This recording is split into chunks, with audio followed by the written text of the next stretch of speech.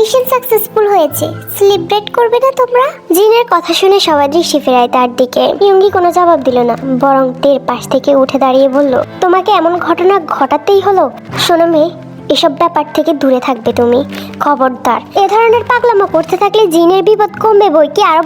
Yoongi থাক এসব বিষয়। ইয়ঙ্গি একটা গভীর নিঃশ্বাস ফেলে সেখান থেকে চলে যায়। জিমিনিও তার পিছু নেয়। সবাই গিয়ে রেস্ট নাও। অসো কিউগিয়াম আর ইউনু একটু স্থিত বোধ করলেও শেষে তারাও নিজেদের রুমে ফিরে যায়। বাকিটাকে শুধু তে, নামজুন আর জিন। তুমিও গিয়ে রেস্ট নাও তে। তে তখনও ভাঙা ফোনটার দিকে তাকিয়ে আছে, ভাবলে শীন নয়নে। আর একটু পর যাবো। জিন মাথা নেড়ে নামজুনের দিকে তাকাতেই নামজুন ইশারা করে তাকে গিয়ে ঘুমাতে বলে। জিন চলে যায়। তেও তে ঘাড় পিড়িয়ে নামজুনের দিকে দৃষ্টিপাত করতে নামজুন মৃদু হেসে বলল, আমার সাথে লাইব্রেরিতে যাবা? তে ছোট্ট হাসি দিয়ে মাথা নাড়ে। দুজনেই লাইব্রেরির দিকে হাঁটা ধরে নিঃশব্দে। লাইব্রেরিতে ঢুকতেই নামজুন বলে ওঠে, আমি জানি তুমি কিউরিয়াস, তুমি দেখতে চেয়েছিলে ও এ ব্যাপারে কি প্রতিক্রিয়া দিবে। তবে একটা কথা বলি, তুমি আজকে যা করেছো বুদ্ধিমানের কাজ করেছো। আমরা মানুষেরা সবকিছু জটিল ভাবে দেখি, জটিল ভাবেই সমাধান করার চেষ্টা করি প্রায় সময়, কিন্তু আমরা ভুলে যাই যে কিছু সমস্যার খুব সহজভাবে সমাধান করা যায়। আমি ভেবেছিলাম যে এই সমস্যার সহজ সমাধান বলতে কিছু নেই, তবে তুমি আমাকে ভুল প্রমাণ করে দিলে। নামজুন হাসে। কাজটা মোটেও সহজ ছিল না ওপ্পা। সম্ভবত এই প্রথমবার নামজুনকে তে ওপ্পা বলে সম্বোধন করলো। প্রসেসটা মোটেও সহজ ছিল না। সে ভয়, সে দম বন্ধ করা পরিস্থিতি, হৃৎপিণ্ডের ধুকপুকানি, হাত কাঁপা, এই সব কিছুই ছিল জটিল। তোমার মনে নিশ্চয়ই একবার হলেও প্রশ্ন জেগেছে যে আসলে এদের দুজনের মধ্যে দ্বন্দ্বটা কি নিয়ে? শুনলে হাসি পাবে তোমার, কিন্তু আপনি বলবেন না, কারণ আপনার বলার কোনো অধিকার নেই, তাই তো? নামজুন মাথা নাড়ে। তোমার পছন্দ মতো একটা বই নাও, বসে কথা বলি। তে বইয়ের তাকের দিকে এগিয়ে যায়। এত বইয়ের সমাহার দেখে তার চোখ বড় বড় হয়ে গেছে। নামজুন তার লাইব্রেরিতে পড়ার জন্য রাখা আলাদা চশমা পরে অর্ধেক পড়া বইটা হাতে তুলে নেয়। আর তে কোন বইটা পড়ার জন্য নেয় সেটাই দেখার জন্য অধীর আগ্রহে তাকিয়ে থাকে। এই জায়গাটা হ্যাভেনের মতো লাগছে আমার কাছে। তের এমন কথা শুনে নামজুন মুচকি হেসে ফেলে। ঠিক তখনই হঠাৎ লাইব্রেরির দরজা খুলে যায়। দুজনে পেছনে ফিরে দেখে জিন এগিয়ে আসছে তাদের দিকে। উত্তেজনায় আবেগে টলমল করছে তার চোখ জোড়া। তার চোখে সেই আনন্দ, তার প্রেমিক ফিরে এসেছে, কোনো নতুন আঘাত নিয়ে ফিরেনি। সচরাচর এমনটা হয় না। মিশন থেকে প্রায় সময় রক্তাক্ত অবস্থায় ফিরে আসে সে। এমন সুখের অনুভূতি সবার সামনে লুকিয়ে রাখা ভীষণ কঠিন ছিল তার জন্য। জিন এখানে সে একা ছিল না, এই কথাটা বলার সুযোগ পেল না সে। কিন্তু তাদের গোপন সম্পর্ক সম্পর্কে অবগত নয়, কেউই জানে না এই মেনশনের। নামজুন! জিন নামজুনের দিকে ছুটে এসে তাকে শক্ত উষ্ণ আলিঙ্গনে আবদ্ধ করে ফেলে। থ্যাংক গড তুমি ঠিক আছো। আমি কত চিন্তায় ছিলাম জানো। ভালোবাসার জিনিসটা পীড়াদায়ক, স্পেশালি যখন ভালোবাসা মানুষের প্রতিদিন মৃত্যুর এত কাছে থাকে। নামজুনও প্রতিদিনকার মতো তাকে শক্ত করে জড়িয়ে ধরে রাখে। জিন থামে না, তার জমানো অনুভূতিগুলো ঝড়ের মতো বেরিয়ে আসে মুখ দিয়ে। নামজুন শুধু হাসে, তার পাগল প্রেমিকার কপালে চুমু খায়। খনি তার হঠাৎ আবার মনে পড়ে যায় এখানে যে আরো একজন মানুষ উপস্থিত আছে। জিন নামজুন সতর্ক করে। জিন ভ্রুকুচকে আলতো করে আলিঙ্গন ছাড়ে। কি? ঠিক তখনই কেউ একজন গলা খাকারি দিতেই জিনের কলিজার পানি শুকিয়ে যায়। স্তব্ধ হয়ে দাঁড়িয়ে থাকে সে। নামজুন একটা তপ্ত নিঃশ্বাস ফেলে। তে ওইখানে আছে। নামজুন জানে না তে কি রিয়াকশন দেখাবে, তবুও সে আশায় আছে। তেকে ভরসা করা যায়। জিনের চোখে আতঙ্ক ছড়িয়ে পড়ে। সে তাকায় তের দিকে, আর তে জিনের দিকে তাকিয়েই মুচকি হাসছে। তেও চোখ ভিজে যায় জিনের। আমি তো অলরেডি অন্য কিছু শুনে ফেলেছি, এটা তো সে তুলনায় কিছুই না। জিন আর নামজুন দুজনে তাকিয়ে থাকে বিস্ময় নিয়ে। আমি আবার সবকিছু মনোযোগ দিয়ে শুনি আর কি। অন্যরাও যদি দিত, ওরাও বুঝে ফেলতো।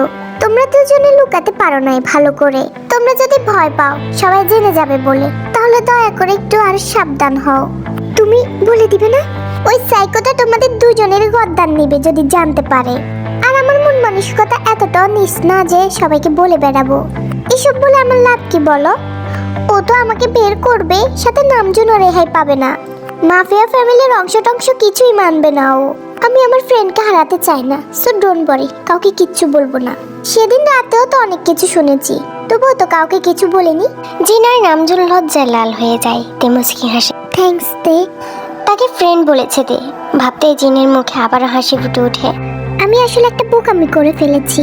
তোমাকে বাকি ইনফরমেশনগুলো পাঠানো উচিত হয়নি। ও যখন তোমার সাথে খারাপ আচরণ করে আমার একদম ভালো লাগে না। কেন ও এমন করে সেটা না জানলেও এই বিষয়টা আমার একদম ভালো লাগে না। কেউ যখন তের উপর চিৎকার করে, ধমক দিয়ে কথা বলে, তখন তের নিজেকে খুব অসহায় লাগে। অবহেলা, তাচ্ছিল্যতা তার একদম পছন্দ না। এভাবে একটা মানুষের অনুভূতিকে গুরুত্ব না দিয়ে এড়িয়ে চলা, তাকে তার প্রাপ্য সম্মানটুকু না দেওয়া, এমন আচরণ করা যেন সামনের মানুষটা একটা রোবট, এগুলো তার একদমই পছন্দ না। জংসুক তার সাথে এমন করতো। তে মন প্রাণ দিয়ে ঘৃণা করে ওই মানুষটাকে। তে অনেকবার খেয়াল করেছে জিনের চোখেও সেই একই ধরনের ভয়। জাঙ্কুকের কাছে যেন ওর কোনো মূল্যই নেই। ও নিজে যে একটা রক্ত মাংসে গড়া মানুষ, এটা যেন ও ভুলে যায় জাঙ্কুক। তে বদলাতে চায় জাঙ্কুকের এমন আচরণ। যদি তার একটু হলেও কন্ট্রোল থাকে জাঙ্কুকের উপর, সে বদলাতে পারবে জাঙ্কুককে। কিন্তু আগে তার জানা দরকার যে ঠিক কি হয়েছিল ওদের দুজনের মাঝে। তোমাদের কোনো আপত্তি না থাকলে আমাকে কি কেউ বলবে যে এমন কি হয়েছিল যার কারণে জাঙ্কুক জিন নুনের সাথে এমন আচরণ করে? জিন একটা গভীর নিঃশ্বাস নেয়, তারপর সে মাথা নাড়ে। হ্যাঁ, সে প্রস্তুত। সে সব বলে দেয়, সবকিছু। নামজুন আসলে ঠিকই বলেছিল। সবকিছু শোনার পর তের খুব হাসি পাচ্ছে, কারণ পুরো ব্যাপারটা আসলে খুব হাস্যকর। গত রাতে তে আর নিজের রুমে ফিরে যায়নি, বলতে গেলে জাঙ্কুকের ধারে কাছেও যায়নি। জিন ওকে একটা বড় কম্পিউটার আর একটা ফ্লোর ম্যাট্রেস বের করে দিয়েছিল নিজের ছোট্ট বেডরুমে। ভালো ঘুম হয়েছে তের ওখানে। তে এখন বের হচ্ছে অনাথ আশ্রমের উদ্দেশ্যে। আমি যাচ্ছি, কেউ জাঙ্কুককে জানিয়ে দিও। একটা গার্ডকে নিয়েই না চলে যাব আজকে। ঠিক তখনই সবাই ওখানে উপস্থিত হয়। জিমিন, হবি, ইউগিয়াম আর ইউনো। মিটিং শেষ হয়ে গেছে, তাই হয়তো সবাই একই সাথে বের হয়েছে। কাউকে সাথে নিয়ে যাও। তুমি অনাথ আশ্রমে যাচ্ছ? হবি এসে জিজ্ঞেস করে। তে হ্যাঁ সূচক মাথা নাড়ে। আমি নিয়ে যাই? তে মাথা নেড়ে না বলে। তুমি একা বের হইও না তে, জানি আমি, তাই তো ওই গার্ডটাকে নিয়ে যাব। তোমাকে আমি ওখানে ড্রপ করে দিব। পরিচিত সেই গভীর কণ্ঠ কানে বাজতেই তে সঙ্গে সঙ্গে ঘুরে তাকায়। এক পলক তাকিয়েই ফের সামনের দিকে মুখ ফিরিয়ে নেয় সে। Let's go. জাঙ্কুক এগোয়, কিন্তু তে উল্টো পথ ধরে চলে যায়। ডাইনিং এরিয়ায় চেয়ারে বসেছিল তে। আমি যাব না। তের এমন তেরছা জবাব শুনে জাঙ্কুক একটা দীর্ঘশ্বাস ছেড়ে তের দিকে দৃষ্টিপাত করে। মুখাবয়ব ভাবলে শিন। তেও, আমি কিন্তু জিজ্ঞেস করিনি তুমি যাবে কিনা। চলো। জাঙ্কুকের কড়া কণ্ঠে তে চোখ বুজে নেয়, মাথা নিচু করে ধীর কণ্ঠে একটা কান ধরে গাইতে শুরু করে নরম সুরে। নরম অবাধ্য ধ্বনি তার। জাঙ্কুকের এবার কপালে ভাঁজ পড়লো। আরো একবার বিরক্ত হয়ে নিঃশ্বাস ফেললো সে। জাঙ্কুক তো প্রায় ভুলেই গিয়েছিল তে কতটা জেদি হতে পারে। সে জিনের দিকে তাকে একটা শীতল চাহনি ফেলে ধীরে সুস্থে পেছনে হটে যায়। ঠিক আছে, শুকাই নিয়ে যাবে তোমাকে। ভালোই বলে এতে তৎক্ষণাৎ উঠে দাঁড়িয়ে দরজার দিকে হাঁটা ধরে। জাঙ্কুকও তার পিছনে। তুমি ভুল করেছো, স্বীকার করে নাও। পার্কিং লটের উদ্দেশ্যে হাঁটতে হাঁটতে জাঙ্কুক তের উদ্দেশ্যে বাক্য ছুড়ে মারতে তে বিড় করে উত্তর দেয়। আমি ভুল করেছি, সবসময় করি, কিন্তু এবার ইচ্ছে করে করেছি। ইট ওয়াজ ফান। তোমাকে এভাবে দেখতে আমার ভারী মজা লাগে। খুশি? ভেবে নাও ইচ্ছে করে করেছি। তোমার ওর ব্যাপারে এত কনসার্ন কেন? কারণ আমি ওর ফ্রেন্ড হতে চাই, আর তুমি আমাদের মাঝখানে বাধা হয়ে দাঁড়াচ্ছ। তুমি ওকে ঘৃণা করতে পারো, কিন্তু আমি তো করি না। তোমার বাচ্চামোর কারণে কেন আমাকে ওর সাথে কথা বলা বন্ধ করতে হবে? বাচ্চামো? ও তোমাকে বানিয়ে বানিয়ে কি বলেছে? হ্যাঁ, কিছু না। আর একটা কথা কান খুলে শুনে রাখো জাঙ্কুক, আমি এখন থেকে ওর সাথে কথা বলবো। আমাকে ছুটে না পারান যে নিয়মটা আমাদের মধ্যে ছিল, এখন থেকে সেটা আর নেই। সুতরাং আমিও তোমার ওই না বলা নিয়মটা মানবো না। তুমি কিন্তু এখনো ওই পজিশনে আসোনি যে আমাকে আদেশ করবে তে। তুমি এখন আমার মেনশনে আছো, আর এখানে শুধুমাত্র আমার রুলসই চলবে।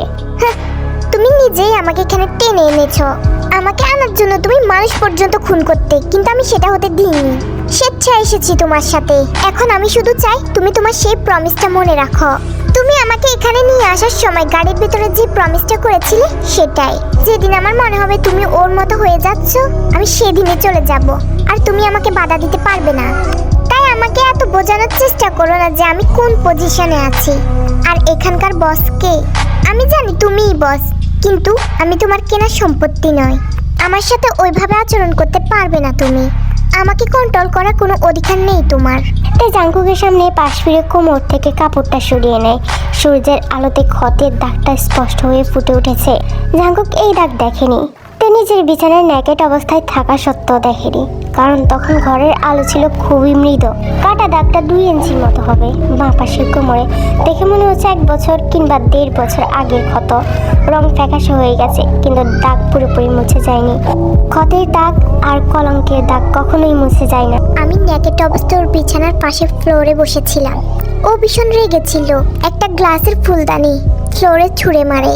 আমার ঠিক পাশেই একটা কাঁচের টুকরো উড়ে এসে আমার কোমরে বেঁধে যায়। তখন ও ক্ষমা চেয়েছিল, আমিও ক্ষমা করে দিয়েছি।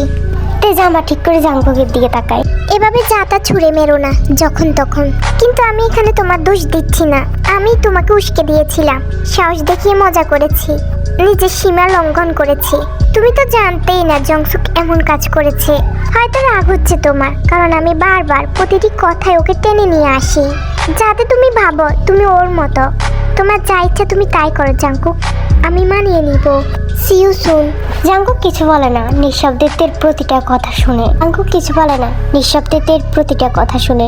কথাটা শেষ করে তে গাড়িতে উঠে বসে, আর গার্ড তাকে তার গন্তব্যে নিয়ে যেতে থাকে। পেছনে রয়ে যায় জাঙ্কুক, তাকিয়ে থাকে গাড়িটার দিকে। কালো গাড়িটা চলে যাওয়া অবধি দৃষ্টি ফিরায় না সে। আমি ওর মতো নই, জাঙ্কুক তেকে বলেছিল। কিন্তু জাঙ্কুক কি সত্যি তেকে প্রতিশ্রুতি দিয়েছে, আশ্বাস দিয়েছিল যে সে জংসুকের মতো না? ওর মতো না হওয়ার সম্ভাবনা নিয়ে জাঙ্কুক ভাবছে না, বরং সে ভাবছে যদি সে সত্যি জংসুকের মতো আচরণ করে। ওকে একটা নতুন ফোন কিনে দিও। জাঙ্কুকের কথা শোনার পর নামজুন দীর্ঘক্ষণ তার দিকে তাকিয়ে থেকে টেবিলে রাখা জাঙ্কুকের ক্রেডিট কার্ডটার দিকে দৃষ্টিপাত করলো, যেটা জাঙ্কুক তার দিকে এগিয়ে দিয়েছে মাত্র। কার জন্য ফোন কিনতে হবে সেটা মুখ ফুটে বলার দরকার হয়নি, বিষয়টা স্পষ্ট। ঠিক এই মুহূর্তে নামজুনের মুখে বিস্ময়ের ছাপ যেমন স্পষ্ট, তেমনি জাঙ্কুক ভাবশূন্য চোখে তাকিয়ে আছে, চোয়াল শক্ত। সে যে এই কথাটা নামজুনকে বলছে সেটা নামজুন নিজের কানে শুনেছে। ভর দুপুরের স্বপ্ন দেখছে না নামজুন আসলে জিনকে একটা নতুন ফোন কিনে দিত, অনলাইনে অর্ডার দিবে এমন সময় জাঙ্কুক ওকে ফোন করে ডেকে পাঠিয়ে এমন কথা বলছে। ব্যাপারটা সত্যিই অবিশ্বাস্য লাগছে নামজুনের কাছে। কি বলেছি শুনেছো? জাঙ্কুকের কণ্ঠ শুনে নামজুন চেতনায় ফিরে আসে। সে মাথা নেড়ে বলল, হ্যাঁ হ্যাঁ ওকে বলে এসে কাঠি তুলে নেয় টেবিল থেকে। আমার দিকে এভাবে তাকাবে না। জাঙ্কুক তাকায়নি নামজুনের দিকে, তবুও সে জানে নামজুন এখন ওর দিকে তাকিয়ে আছে। এমন দৃষ্টি জাঙ্কুকের এই মুহূর্তে খুবই বিরক্ত লাগছে। সে চায় না নামজুন তার দিকে তাকাক, কোন রকম মন্তব্য সে শুনতে চায় না। নামজুনের মুখে হাসিটুকু সে দেখতে চায় না। ইউএমকে বলা জিমিনার হবির সঙ্গে যোগাযোগ করতে। কয়েক ঘন্টা তো পেরিয়ে গেছে অলরেডি। ওকে বলেই জাঙ্কুকের অফিস থেকে বেরিয়ে যায় নামজুন। জাঙ্কুক মাথা নিচু করে একটা গভীর নিঃশ্বাস ফেলে। গতকাল অনাথ আশ্রম থেকে ফেরার পর থেকে তে আর জাঙ্কুকের সামনে আসেনি, এসেই সোজা জিনের কাছে চলে গেছে। জাঙ্কুকও তাকে আটকায়নি। তোমার যা ইচ্ছে তুমি তাই করো জাঙ্কুক, আমি মানিয়ে নেব। না, জাঙ্কুক এমন কিছুই করতে চায় না যেটা তেকে জংসুকের কথা মনে করিয়ে দিবে। সে আশ্বাস দিয়েছে সে জংসুক নয়, সে তার কথা রাখবে। তার কথাগুলো এখনো তার কানে বেজে যাচ্ছে। মেয়েটা যেভাবে অনুভূতি শূন্য চাহনি নিয়ে তাকিয়েছিল তার চোখের দিকে যখন সে তার পায়ের কাছে ফোনটা ছুঁড়ে মেরেছিল। তার চেহারা দেখে মনে হচ্ছিল যেন এসব কিছু তার কাছে নতুন নয়, স্বাভাবিক ঘটনা। জাঙ্কুক ভিন্ন কেউ নয়। এই ভাবনাগুলো জাঙ্কুকে ক্রোধান্বিত করে। সেই রাগটা পুরো নিজের উপরেই এসে পড়ে তার। কে তার সম্পর্কে কি ভাবলো না ভাবলো এগুলো নিয়ে সে জীবনেও ভাবেনি, কিন্তু এখন ভাবে। তে তার সম্পর্কে কি ভাবলো সেটা জাঙ্কুকের কাছে এখন সব থেকে বেশি ম্যাটার করে। ব্যাপারটা স্বচ্ছ পানির মতো পরিষ্কার যে তে সবকিছু জেনে শুনে জিনের পক্ষ নিচ্ছে। তে জাঙ্কুকে বলেছিল সে বাচ্চামো করছে, অর্থাৎ তার মনে হচ্ছে ভুলটা জাঙ্কুকের। হয়তো সত্যিই তাই, জাঙ্কুক হয়তো স্বীকার করতে চায় না। তাই একটু পর নিউজদের ট্রেনিং দিতে যাবে, তাই এখন ওর কাছে যাওয়া ঠিক হবে না। জাঙ্কুক ভাবলো ট্রেনিং শেষ হলে তের কাছে যাবে। নামজুন হলে গিয়ে সোফার সামনে থমকে দাঁড়ায়। জিন কিচেনে কাজ করছিল। কাউন্টারের ওপাশ থেকে নামজুনের উপর দৃষ্টি নিবদ্ধ হয় তার। তে স্ন্যাক শেষ করে ট্রেনিং দিতে বের হবে। ইয়ঙ্গি টিভি দেখছে, ইউগেম আর ইউনো নিজেদের ফোন নিয়ে ব্যস্ত। হঠাৎ নামজুনের হাসির শব্দে সবাই তার দিকে তাকায়, চোখে কৌতূহল। কি হলো? উদয় পাগলের মতো হাসছো কেন? তোমরা বিলিভই করবে না কি হয়েছে। আগে বলো হয়েছেটা কি? জাঙ্কুক জিনের জন্য নতুন একটা ফোন কিনে দিতে বলেছে আমাকে। নামজুনের কথা শেষ হতেই জিনের হাত থেকে ছুরি ফ্লোরে পড়ে যায়। হতবুদ্ধি নিয়ে দাঁড়িয়ে থাকে সে। ইয়ঙ্গির হাত থেকে রিমোটটাও পড়ে গিয়েছে এমন কথা শুনে। তে ইউনু আর ইউগেম নির্বাক হয়ে তাকিয়ে রইল নামজুনের দিকে। মুখ হা হয়ে গেছে তাদের সবার। কি আসলে মজা করছো তাই না তুমি? নামজুন জিনের দিকে তাকিয়ে মাথা নাড়ায়। আরে মজা কেন করব, আমি সত্যিই বলছি। তুমি ঠিক শুনেছো তো, জাঙ্কুকই এমনটা বলেছে। ইয়ঙ্গি সন্ধিহান দৃষ্টি ফেলে। জিন আর তে এক অপরের দিকে তাকায়, দুজনের ঠোঁটেই একই রকমের হাসি। হ্যাঁ, আর ইউগিয়াম জাঙ্কুক বলেছে জিমিন আর হোসেকের সাথে যোগাযোগ করতে। ওদের এত দেরি করাটা মোটেও স্বাভাবিক না। ওদের কোনো বিপদ হলো না তো? আমি তো ভাবলাম কাজটা এত ডেঞ্জারাস না। না, ওদের কিছু হবে না। ইউনজুন, আপেলগুলো নিয়ে আমার সাথে আসো। তে উঠে দাঁড়ায়। ইউনজুন মনে মনে কিছুটা ভীতু হলেও মুখ ফুটে কোনো কথা বলল না। আপেলের বক্সটা হাতে নিয়ে তেকে অনুসরণ করতে লাগলো সে। আপনি আবার আমাকে টার্গেট বানাবেন না তো? তে খিলখিলিয়ে হেসে উঠে জবাব দেয়, মেবি। ইউনজুন সঙ্গে সঙ্গে ঠোঁট ফুলিয়ে নেয়। তের কথা সে অমান্য করতে পারবে না বিদায় কিছুটা সংকোচ আর ভয় নিয়ে তের পিছু পিছু যায় বাগানে। বাগানের খালি মাঠটায় পৌঁছাতে 5 জন ছেলে দ্রুত সারি বেঁধে দাঁড়িয়ে তেকে সম্মান জানানোর জন্য মাথা ঝুঁকে নেয়। তোমাদেরকে তো দারুণ ফ্রেশ আর মোটিভেটেড লাগছে। ভালো ভালো। আজ আমার সঙ্গে আরো একজন কিনেছি, তোমরা সবাই ওকে চেনো। আঙুলের ইশারায় ইউনজুনকে দেখাইতে সুবিন এক ঝলক ইউনজুনের দিকে তাকিয়ে ফের দৃষ্টি ফেরায় তের দিকে। তে সুবিনের দিকে তাকিয়ে একদম নিরীহ মিষ্টি একটা হাসি ছুড়ে দেয়। ওর মাথার উপর আপেলটাই আজকে আমাদের টার্গেট হবে। কথাটা বলা মাত্রই ইউনজুন আর সুবিন আতঙ্কিত হয়ে তাকালো তের দিকে, যেন বুদ্ধি গেছে তারা। না, তে বাঁকা হেসে তাকায় সুবিনের দিকে। তুমি আমার মুখের উপর না বলার কে? সুবিন ডুব গিলে মাথা নিচু করে নেয়। তের চোখের দিকে তাকিয়ে কথা বলার সাহস নেই তার। সরি, কিন্তু প্লিজ আমাদের দিয়ে এমন কাজ করাবেন না। ইউনজুন যেন প্রাণ ফিরে পায় সুবিনের অনুনয় শুনে, কারণ সে মোটেও টার্গেট হতে চায় না। কেন? সুবিন তের দিকে অসহায়ের মতো তাকিয়ে থাকলো। আপনি জানেন কেন? চিৎকার করে বলতে ইচ্ছে করলো তার। ও আঘাত পাবে। তাহলে এতদিন ধরে কি শিখলে তোমরা? এখন যদি ভাবো যে তুমি ওর মাথার উপরে রাখা আপেলটার বদলে ওকে আঘাত করবে, আমার এত এত লেকচার পরিশ্রম সব কি বৃথা ছিল? তোমার যথেষ্ট পরিমাণে আত্মবিশ্বাস থাকা উচিত যে তুমি আপেলটার উপরে আঘাত করবে, ওর কপালে নয়। এখন যদি আমি অঞ্জনের বদলে অন্য কাউকে দাঁড় করাতাম, তাহলে কি তুমি না বলতে? বলতে না, সেটাই, কারণ ওদের জন্য তো তোমার কোনো অনুভূতি নেই, আর ওরা তো তোমার কাছে স্পেশাল নয়। সেটা নয়। ও যদি টার্গেট হয় আমি নিজেকে বিশ্বাস করতে পারবো না। আমার নিশানা ভুল হতে পারে। তুমি আপেলটাকে আঘাত করবে সুবিন, আর যদি না পারো তাহলে পানিশমেন্টের জন্য প্রস্তুত থাকো। তোমাদের কোনো দুর্বলতাই আমি দেখতে চাই না, কারো প্রতি অনুভূতি থাকুক বা না থাকুক। বুঝেছো? 5 জনে একসঙ্গে চিৎকার করে হ্যাঁ বলে। ইয়ানান, ছুরিটা নিয়ে এসো। ইয়ানান এক দৌড়ে গিয়ে ছুরিটা নিয়ে আসলো। এই অঞ্জনের হাতে থাকা ছুরি থেকে একটা আপেল নিয়ে তার দিকে তাকিয়ে চোখ টিপ মারে। ফের তার ছাত্রদের দিকে তাকিয়ে বলল, এবার ফেল করলে কিন্তু এই ছুরিটা তোমাদের পাছায় ঢুকাবো। সুবিন ছাড়া বাকিরা সবাই ইউজনের মাথার উপর ছুঁড়ে মারা আপেলটাকে ভেদ করতে লাগলো ছুরি দিয়ে। বারে বারে নিখুঁত নিশানা। প্রতিবারই ইউজন স্বস্তির নিঃশ্বাস ফেলে, ভয় পায় এই বুঝে ছুরিটা তার কপালে এসে খাটবে। তবুও দাঁড়িয়ে থাকতো সে। তার সমস্ত মনোযোগ ছিল সুবিনের দিকে, যে মাথা নিচু করে দাঁড়িয়ে আছে। তার ইচ্ছে হলো চিৎকার করে বলতে, বুঝাতে সুবিনকে এই দ্বিধা, এই অনুভূতি, এগুলো একদিন তার জীবনের কাল হয়ে দাঁড়াবে। শেষে সুবিন ছুরিটা হাতে নেয়। তে স্পষ্ট দেখলো তার হাত কাঁপছে। তে আপেল ছুড়ে দিল, কিন্তু ইয়ঞ্জনের দিকে নয়, দূরে দাঁড়ানো লিডোর দিকে। সুবিন ভেবেছিল আপেলটা আগের বারের মতো এবারও ইয়ঞ্জনের দিকেই যাবে। এই অপ্রত্যাশিত দিক পরিবর্তনে সে একটু দেরি করে ফেলে। আপেলটার দিকে চোখ পড়তে সে ঘুরে ছুরি ছুঁড়ে মারলো, কিন্তু ততক্ষণে সব শেষ। আপেলটা মাটিতে পড়ে গড়াগড়ি খাচ্ছে। ছুরিটাও মাটিতে পড়ে গেল। সুবিন ব্যর্থ হয়। সচকিত হয়ে তাকিয়ে রইল ছুরিটার দিকে সে। বাকিরা সবাই তার দিকে হতভম্ব হয়ে তাকিয়ে থাকে। শুধুমাত্র তে বাদে, তার চোখে কোনো অনুভূতি নেই, শুধু শীতল শূন্যতা। আমরা কি এখানে বাচ্চাদের খেলা খেলছি? কি ভেবেছো তুমি যে তোমাদের শত্রুরা শুধু একদিক থেকে তোমাদেরকে আক্রমণ করবে? Answer me. বাকিরা সবাই না বললেও ইউজন আর সুবিন নিঃশব্দে দাঁড়িয়ে থাকলো। চলে যাও, আমার চোখের সামনে থেকে এক্ষুনি চলে যাও। 5 জন ছেলে মাথা নিচু করে দ্রুত কেটে পড়লো সেখান থেকে। এই মুহূর্তে তের কথা অমান্য করলে বিপদ আসন্ন। এই জন্য তের কথা মতো 5টি আপেল জড়ো করে সেগুলো থেকে ছুরি বের করে ভেতরে চলে যায় চুপচাপ। তে মাঠের মাঝখানে একা দাঁড়িয়ে থাকে। রাগে তার সারা শরীর থরথর করে কাঁপছে।